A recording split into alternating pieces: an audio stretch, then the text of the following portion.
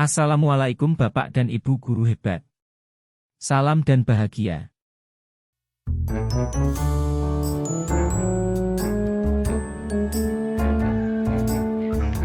Assalamualaikum Bu Nurul. Salam warahmatullahi wabarakatuh Pak Sahid. Bagaimana kabar hari ini Bu Nurul? Alhamdulillah masih semangat walaupun ngantuk. Tapi semangat lah. Oke, tetap semangat Bu. Terus Ya. Bagaimana perasaannya hari ini Bu? Senang bisa mengikuti ya. Alhamdulillah. Begini Bu Nurul, mumpung kita ketemu ya, apa yang bisa saya bantu Ibu? Ini Pak, pada saat ini itu saya sebenarnya galau. Galau dalam hal dengan anak-anak. Ini sekali saya mengimplementasikan pembelajaran berdiferensiasi kepada siswa saya di kelas 2. Oke. Ingin menyampaikan itu Pak. Oh, ternyata jangan punya masalah implementasi yang mau jenengan ajarkan ya, implementasi pembelajaran berdiferensiasi ya Bu ya. Ya, Ada betul. kendala di situ ya Bu nih. Jenengan itu punya tujuan apa Bu yang ingin diraih Bu? Saya ingin pembelajaran berdiferensiasi di kelas saya itu meningkat atau berjalan dengan lancar sesuai yang saya inginkan. Artinya apa? Saya ingin pembelajaran ini berdiferensiasi ini kan berarti kita atau saya itu harus tahu dulu bakat anak saya, anak didik saya, terus apa itu minatnya di mana, seperti itu Pak. Saya ingin itu terlaksana dengan baik sesuai bakat mereka, sesuai dengan minat mereka, sesuai dengan gaya belajar mereka, supaya apa yang saya sampaikan dalam pembelajaran berdiferensiasi ini meningkat dan mengena dan selalu berpihak pada murid, seperti itu Pak. Sudah dilakukan asesmen ya Bu? Sudah, sebelum mengajar tentu saya melakukan asesmen dulu kepada anak-anak kelas 2 supaya apa? Saya agar tahu si A ini gaya belajarnya seperti ini. Terus bakatnya ada di apa? Minatnya di mana? Sudah saya asesmen dulu sebelum pembelajaran berdiferensiasi. Berarti hasilnya kira-kira jangan sudah tahu ya Bu dari beberapa siswa jenengan Ibu ya? Tahu ya, namun kok masih tetap saja walaupun saya sudah berusaha untuk sesuai dengan gaya belajar mereka. Oh, oke. Terus dengan keadaan seperti itu Ibu, mungkin jenengan punya target keberhasilan yang bagaimana yang ingin jenengan capai Bu? Oke, target saya dengan saya melakukan pembelajaran itu kan tentu sudah saya tidak samakan antara siswa satu dan yang lainnya. Harapan besar saya itu ya mereka bisa memahami, bisa menjalankan atau bisa paham tentang apa yang saya ajarkan Pak, sesuai dengan gaya belajar mereka. Namun sampai saat ini walaupun saya sudah berusaha semaksimal mungkin, karena yang namanya siswa itu kan potensinya beda-beda, kemampuannya pun juga beda-beda. Ada yang luar biasa atau katakanlah rata-rata ke atas, ada yang sedang-sedang saja, dan ada yang masih kurang. Dari yang kurang ini ingin saya ya bisa, dari yang sedang menjadi lebih bisa lagi, dan dari yang sudah bisa atau di atas rata-rata ingin saya lakukan pengayaan namun belum bisa maksimal Pak. Karena apa? Mereka si anak didik saya ini kan yang namanya anak kelas 2, kadang itu sudah saya upayakan sesuai dengan gaya belajar mereka, namun kadang mereka itu bad mood, lagi malas. Iya. Seperti itu. Lumrah ya Bu, bad mood ya Bu nggih. Aja kadang itu kita sudah berusaha mau pakai media ini biar senang. Saya pusing. Terus biasanya kalau anak-anak lagi bad mood pada ngapain itu Bu? itu kesukaannya malah aneh inginnya bermain Nggih. dulu pada saat Oh, ayo main-main kita dulu. kan karena di jumlah rumah itu saya kan hanya 4 Pak. Oh, Yang nggih namanya nggih. ukurannya besar itu. Wes, Jadi nggih nggih nggih. itu gedrikan saya waktu kecil dulu. Setiap Nggih. biasanya itu kalau sudah kan malah ke sana. Itu loh. Harus itu dulu digiring ke situ, nanti kalau dia sudah merasa tidak fit pun baru mau belajar. Dan menunggu waktu itu tuh dikasih 5 menit sampai 10 menit masih kurang Pak anak-anak itu. Seru ya, Bu. Seru. Itu ya lompat kali gitu. Tak siapin itu karena kelas 2 itu gimana sukanya lebih ke bermain Pak. Oh iya ya. Mereka Gitu. rata-rata memang suka bermain ya, Bu. Nah, suka bermain dan Oke. bermain kayak selingi, pelajaran sedikit-sedikit. Namun mengenanya belum maksimal. Oh, berarti kadang-kadang jenengan nggih belajar sambil bermain gitu ya, Bu? Atau tidak kadang-kadang itu. Baru Oke. masuk, capek main dulu ya, main Oh, dulu. gitu. Nggih nggih nggih. Main dulu iya. Biar dia nanti senang ke depannya. Gitu, Nggih. Pak. Tuh. Iya. Terus Ibu biasanya kendala yang dihadapi untuk meraih tujuan ini jenengan itu seperti apa, Ibu? Meraih tujuannya itu ya Kendalanya nggih. kendala yang pertama itu gini Pak. Kelas 2 itu walaupun sudah saya asesmen tadi gitu. Nggih. Terus pada saat saya memberi pembelajaran tak upayakan, tak usahakan dengan gaya belajar yang berbeda. Namun namanya itu ikut-ikutan. Bu saya mau seperti itu saja. Namanya orang itu gimana Pak orang? Yang satu sih dia pengen melok itu. Aku udah gimana ini kalau seperti itu. Udah di beberapa kali coba gaya belajar, namun mereka malah bad mood juga ke penjang lain ikut-ikutan ya, Bu. Nah, betul. Ingin mencoba itu saja, Bu. Seperti itu. Anak-anak. Oke. Dan tadi kan betul Ibu. Dan tadi kan sudah punya beberapa trik, beberapa cara ya, Bu. Pastinya punya kekuatan yang dimiliki Bu Jan untuk melakukan itu. Menurut jenengan itu kekuatan apa yang mendasari Ibu untuk melakukan itu, Ibu? Kekuatan yang saya miliki yang pertama adalah saya berusaha semaksimal mungkin. Niat saya kuat Pak. Intinya saya ingin pembelajaran berdiferensiasi ini bisa ke anak-anak, bisa mengena. Saya sangat kuat dan saya ingin berusaha untuk mensukseskan itu. Agar tujuan saya tercapai. Walaupun masih banyak kendala ya Bu ya. Masih, soalnya anak-anak yang saya itu usianya baru 7 sampai 8 tahun kan. Iya, masih asik-asiknya bermain ya Bu. Gitu, nah terus jenengan pastinya punya target ya Bu untuk mensukseskan program jenengan tadi itu. Kira-kira itu jenengan itu berapa persen yang ingin jenengan capai Bu? Pada saat ini kan baru antara 5 sampai 6 Pak. Target saya tidak ingin 10 enggak Pak, 9 saja saya sudah sangat 9. Seneng banget. Banget karena apa? Namanya anak-anak kelas 2 ini aduh, mintanya itu banyak bermain daripada belajar sampai aku itu setiap malam itu apa? Seringnya cari di TikTok. Cari topik yang baru lah, cari nyanyian yang baru lah mereka. Biar dia itu tidak bosan.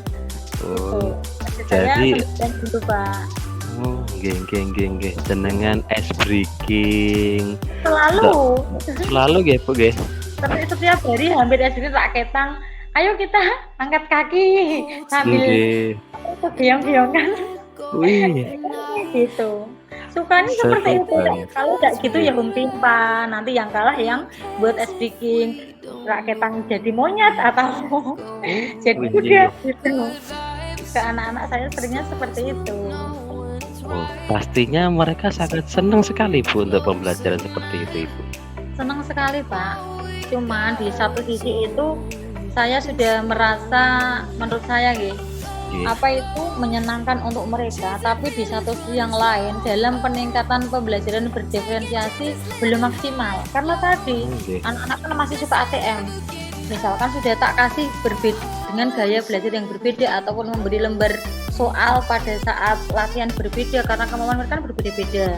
Nggih. Itu ya sing di atas rata-rata Bu, saya yang seperti yang kurang tadi itu gampang Bu, yang gampang itu masih seperti itu. Padahal harapan saya itu kan yang pandai ya soalnya lebih sulit, yang sedang ya yang biasa-biasa, yang kurang ya tak kasih yang lebih mudah. Seperti misalkan Oke. matematika, yang kurang tadi itu di puluhan, yang sudah pinter ratusan, yang sudah di atas rata-rata sudah sampai rutin karena dia sudah bisa. Terus gaya belajar mereka pun tidak sama Pak, seperti itu. Sudah saya berupaya seperti itu, namun belum bisa maksimal karena itu baru katakanlah 15 menit Bu, capek, bosen, nyanyi dulu gitu. Lah kok dikasih nyanyian apa itu ada tidak mau. Nggak mau dia. Nah, setiap malam jadi ya sukanya lihat di TikTok itu. Bagus. Hebat itu dan terus jenengan kayak apa itu kan pastinya punya peluang-peluang yang bisa diambil ya Bu. Itu yang jenengan ambil itu apa Bu biasanya? Peluang yang saya ambil pada saat pembelajaran yaitu Pak, saya itu pada saat pembuatan RPP itu kan tak masukkan KSE. KSE itu terus ada pembelajaran berdiferensiasi baik konten, proses maupun produk. Selain itu juga media pembelajaran yang saya kasihkan ke anak itu bervariasi, tidak hanya satu media untuk pembelajaran hari ini dengan yang lainnya. Karena apa? Supaya anak-anak saya itu tertarik dan dia merasa senang dalam hal ini. Oke, ngoten niku nek ada sebuah hambatan yang menghalangi jenengan terus jenengan pripun Bu itu? Kalau ada hambatan ini, saya komunikasi sama biasanya rekan sejawat Pak. Hambatannya itu tadi, hambatannya itu kadang anaknya bad mood, dia tidak mau belajar sebelum diajak bermain dulu. Dan suka anak saya itu kan mainnya kartu pekerjaan itu Pak. Nah itu hambatannya seperti itu Pak. Tolong yang saya ambil seperti itu. Terus dari ide-ide jenengan itu, konsep jenengan itu yang jangan terapkan itu belum maksimal. Mungkin jenengan punya cadangan solusi lain Ibu, mungkin saja. Ya, yang pertama tadi kan biar dalam saya pembelajarannya itu bisa fokus. Maka anak-anak yang di atas rata-rata tadi saya dekati Pak, saya beri pengarahan supaya apa? Dalam proses pembelajaran dia itu mau mengikuti, artinya apa? Jangan iri dengan yang kurang tadi, misalkan pertanyaannya lebih sulit. Yang kedua, dalam pembuatan RPP saya tadi selipkan atau integrasikan diferensiasi konten, proses maupun produk, sehingga dalam pembelajaran walaupun anak sering minta speaking lah ataupun istirahat sejenak lah, itu saya tetap tercapai tujuan pembelajaran saya. Terus biasanya saya pakai itu Pak, mindfulness sebelum belajar itu agar dia ya katakanlah tak suruh meresapi, tak kasih waktu berdiri, sejenak, ambil nafas, apa itu hembuskan, pejamkan mata, ceritani agak lama, itu kok kayak fokusnya semakin tambah. Gitu. Fokus ada keberhasilan. Itu ada. Keberhasilan ya Bu? Ada Pak. Hebat. Tapi saya itu mencoba, saya menceritakan orang tuanya kerja untuk siapa. Sekolah hanya bermain, terus pulang di rumah ibu dapat apa, enggak bisa menjawab kan seperti itu. Dia itu merasa gimana gitu, terus kok baru tadi kok fokusnya bertambah dan tidak sedikit minta bermain, sedikit bermain enggak. Laras. Seperti yang sebelumnya gitu. Ya, Berarti mindfulness itu termasuk langkah-langkah yang bagus Bu ya, yang sudah diterapkan Ibu ya? Ya, sudah saya Nggih. coba Pak, demi Heeh. pembelajaran berdifferensiasi berjalan dengan baik dan lebih meningkat lagi. Nggih. Pastinya dalam mencapai aksi itu kan jangan punya tujuan dan strategi. Salah satunya tadi Bu ya, saya tangkap itu kan melaksanakan implementasi mindfulness Bu ya. Ada yang lain Ya, Ibu dalam mencapai tujuan dan rencana dan strateginya Ibu pripun? mindfulness tadi, terusane Nggih, speaking, nggih, masuk, nggih, mengintegrasikan di RPP, KSE, nggih. itu mungkin yang saya lakukan sementara itu dulu Pak, 3 hal itu Mhm. dalam pembelajaran berdifferensiasi supaya lebih meningkat lagi di kelas saya. Nggih.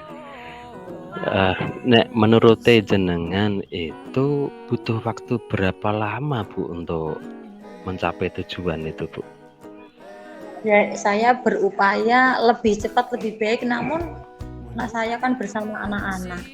Terus Nggih. anak-anak itu kan pola pikirnya misalkan diajak terus itu mungkin saya butuh 2 sampai 4 bulan Pak dengan hal 2 ini. sampai 4 bulan ya Bu. Nggih.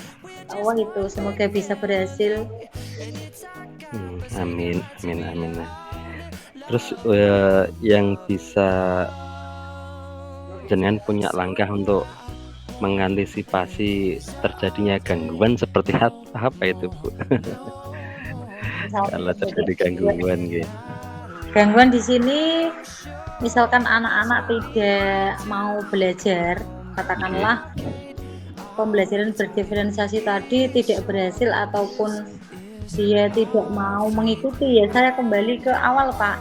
Kesepakatan sudah kembalikan ke awal. Kembalikan ke awal. Kesepakatan tadi katanya setelah mindfulness bla bla bla terus menyadari itu seperti itu Pak. Saya antisipasinya seperti itu, jadi gangguan dari mereka. Nah, ini pastinya kan butuh komitmen ya Bu ya. Iya. Jenengan itu komitmennya seperti apa Ibu untuk melaksanakan rencana aksi tersebut Ibu? Komitmen saya ya tetap selalu ingin meningkatkan pembelajaran berdifferensiasi ini kepada murid saya, karena menurut saya pembelajaran berdifferensiasi ini itu sangat menarik Pak, sangat seru. Kenapa?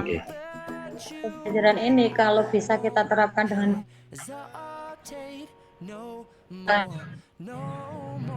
kebutuhan mereka dan berpihak pada mereka, tentu kan mereka senang melakukan itu dan keberhasilannya pun akan tampak. Oh iya. Baik Ibu, terima kasih. Bagaimana perasaan Ibu setelah coaching hari ini? Perasaan saya cukup lega, senang.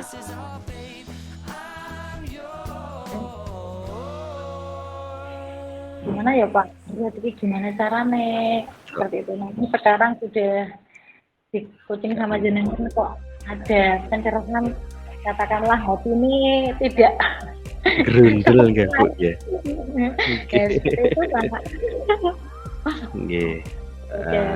Baik Ibu. Kita juga sama-sama berharap mendapatkan solusi yang terbaik. Nanti kita ketemu lagi sekitar 4 bulan lagi ya Bu, untuk kita ketahui dan kita analisa hasil rencana aksi jenengan tadi dan hasilnya seperti apa. Ibu. Terima kasih ya. Ya, sami-sami. Terima kasih ya Pak. Tadi jenengan sudah meluangkan waktu untuk saya bisa di coaching sampai yang asalnya ini tidak lega menjadi lega. Seperti itu. Terima kasih Pak. Sampai ketemu kembali. Terima kasih Bu. Assalamualaikum warahmatullahi wabarakatuh. Waalaikumsalam warahmatullahi wabarakatuh.